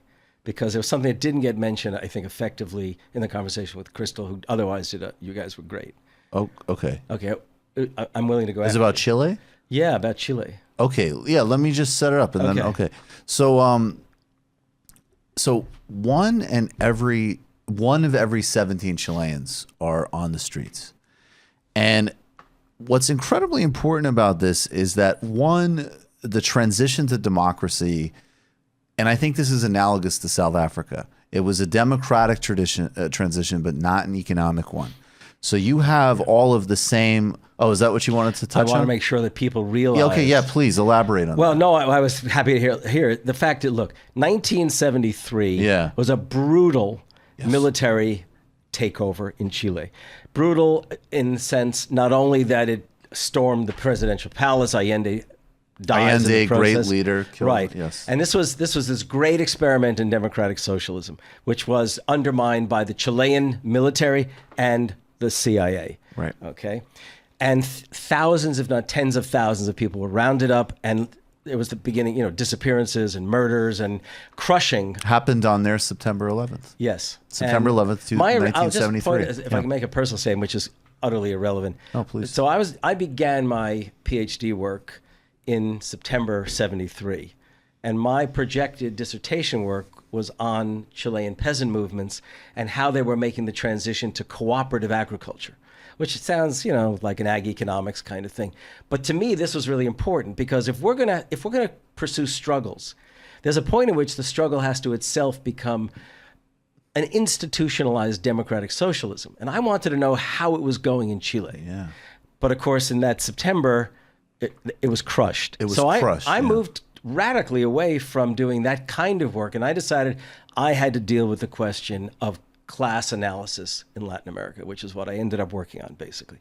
So anyhow, it's the Pinochet regime bolstered by the University of Chicago School of Economics. I think you mentioned a couple of times in the course of our conversation, the Chicago boys, right? The Chicago boys. So very specifically, this is exactly what I wanted to hit, and we'll get to this sound in a second. But thank you so much because one is yes, the history. So Pinochet gets in the power in a CIA-backed coup. He kills thousands more. And then if you think of the Condor years where all of these governments coordinated, again with the backing of the CIA, you had governments from Argentina, Uruguay, Chile coordinating across borders to murder leftists and liberals. The Southern Cone, right.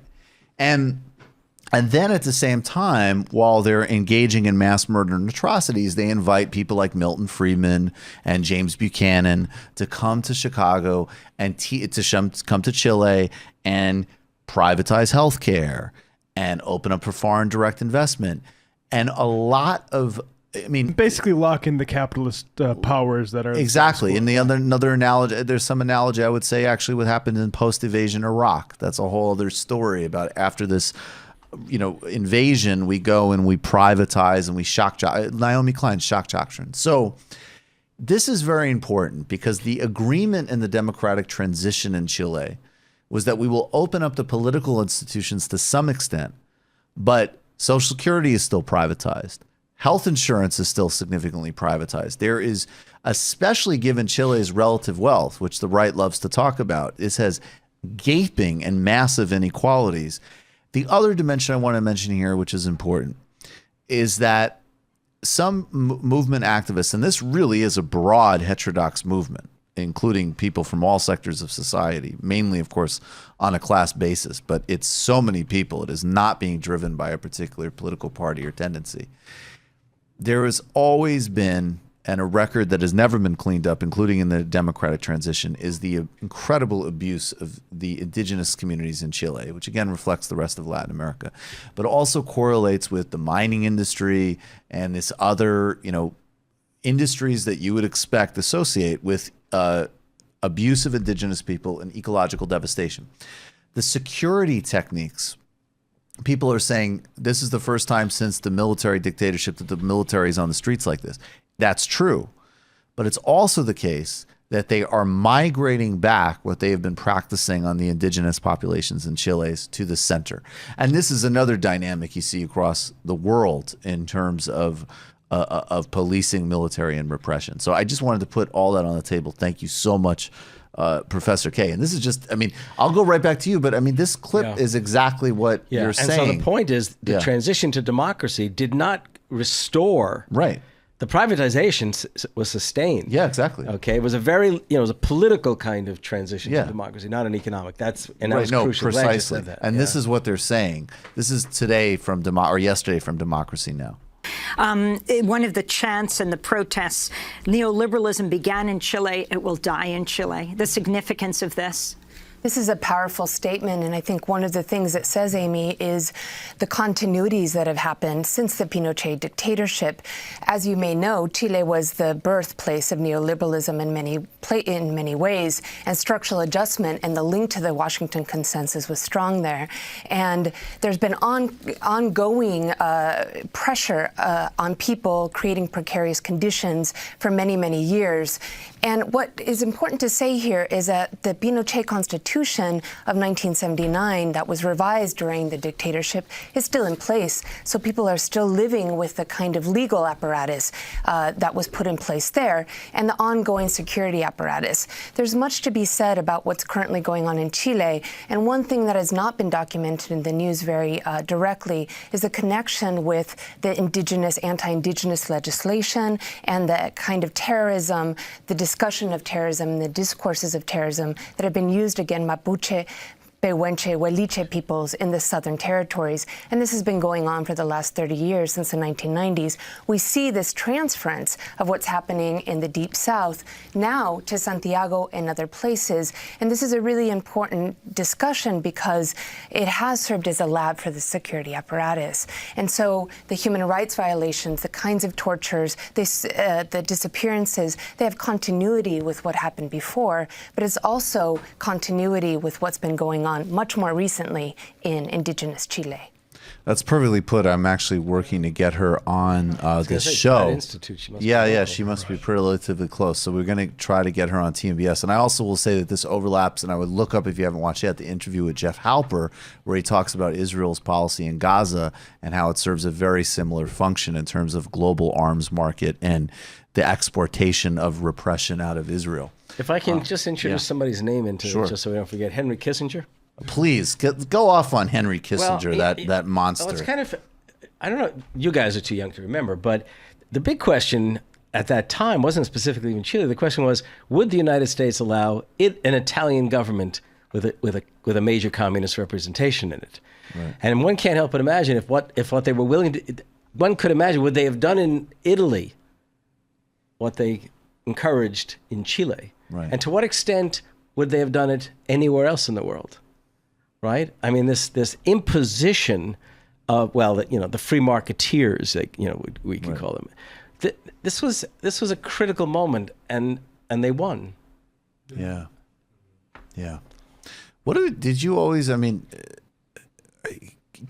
it's so funny. Like, we should talk about him for a few minutes before we go to the post game, because it's like, mostly, and I feel like even like the job of this show and it to some extent is to say, look, it's really not about this or that personality, and there's broader structural forces, and that's all true.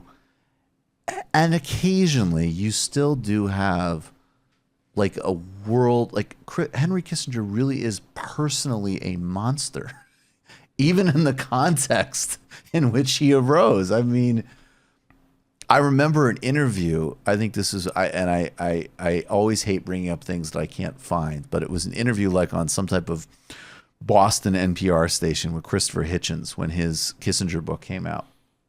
And they were like 15, 20 minutes, probably into an hour show. And they're still talking about Kissinger's presiding over, let's just say genocidal campaigns in Vietnam, Laos, and Cambodia, along with Nixon, obviously, and the broader genocidal U.S. policy. However, Kissinger, specifically in his conversations with Nixon, encouraging the most extravagant cruelty and mass murder and so on. And at one point, Hitchens goes, well, basically, I hope that we also get to, to Chile and Cyprus and China. And, I want to also talk about, the whole global, body count that this guy left. And the host, it was probably Christopher Lydon, was very quick-witted, and he said, oh, no, don't worry. There's a whole world to lay to waste. We'll get there. I was like, wow, that really summarizes Kissinger. Yes.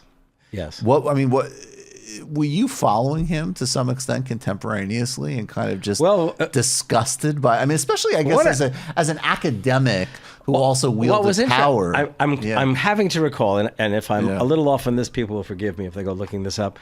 So in 1976, 77. Yeah. My wife and I had been in England for a few months after I finished the PhD. Right. I came back to the States. I was in New York, and I got a position at Columbia in something called University Seminars, which was a professional level seminars. And job market was so bad that unemployed PhDs were hired on as secretaries to the seminar. And the seminar group that I was in was Third World Studies, as it was called then. And it was like Harry Magdoff of Monthly Review, Saskia Sassen, she was in Saskia Sassen Cuba. I mean, there were the remarkable She's still people at in this. Columbia in the Yeah, urban I assume so. anthropology. Yeah. She's fascinating. But it was interesting. But they were trying to set up a professorship at Columbia for Henry Kissinger in the School of International Affairs, whatever it was called. And SIPA, right? And there was a big effort. I believe we blocked it. I mean, we were all. I mean, oh, it's fantastic. I mean, that's my recollection. But I left New York to go out to the Midwest and sort of lost touch with what was then transpiring after I left. So, yeah, I actually remember another kind of ignoble story of SIPA. I remember, and I guess actually an ex-girlfriend was at SIPA when the WikiLeaks came out. Now, WikiLeaks, and this was also the good WikiLeaks. I mean, this was the important WikiLeaks from 2010, exposing the U.S. Civilian body count in Afghanistan, and then working to repress wages in Haiti and so on. But what was funny was that even if you wanted to defend these foreign policies, and I'm sorry, God knows why you would, that this was like the topic of conversation if you were interested in international affairs, right? Yeah, like this, right. What else are you going to talk about? And there was an email sent to the students, which I think was later rescinded, but basically somebody was like, whatever you think about this, it isn't a good idea for your job prospects to post on social media about WikiLeaks. And I was like, what the fuck are they going to... I mean, you would, if you had any sense of at least like thinking capacity, you'd be like, you were a student at the School for International and Public Affairs and you didn't talk about WikiLeaks? Like, what were you doing, right? Yeah. But No, actually, I didn't know about that. It says a lot about what professional training is. Let's get to the post game. We got a ton of Bernie sound to get to. I really want to go over this Harwood interview with you. Bad. I am all about a strategic, appealing left. Bill Maher is a prick and is doing the opposite and actually really disgusting stuff on the rights of trans people and also on voting rights in this latest segment. Maybe you should consider your marijuana intake. It's not helping. No. Yeah, it's not good. Correlation is not causation, Michael. That's true, but it's a funny YouTube algorithm title. We did, I think the video we did on Krystal Ball's appearance where Bill Maher was just like, I'm looking at Amy Klobuchar. We titled it, we titled it like Bill Maher warns Krystal Ball on the dangers of long-term marijuana That's use. like Ambien or something. But yeah, I I'm on Ambien, okay. And of course, a debunk with Ben Burgess. We have a ton to get to. Guys, become a Is Ben patron gonna be today. here? No, he's going to be over the phone. No. Sorry, I meant here in the. Yes, he's going to be in the ether. Vocally. In the micosphere. He's going to be here. He's definitely going to be here. He's going to be here in a couple of minutes. Become a patron today. Help us cross that 3,000 threshold. This weekend, Pepe Escobar, roving correspondent for the Asia Times, for patrons. Fascinating conversations. In the next couple of days, we're going to unlock Slavoj Žižek. Everybody, order a copy of Take Hold of Our History, Make America Radical Again by this man, Professor Harvey J Kaye. And if you want to send me a note once you've started reading it, it's at Harvey J Kaye. Terrific. On Twitter. On Twitter. Yeah, right. well, of course. We'll have all the links to all the ways you can follow Professor Kaye's work. All right, guys. See you in the postgame. Thanks.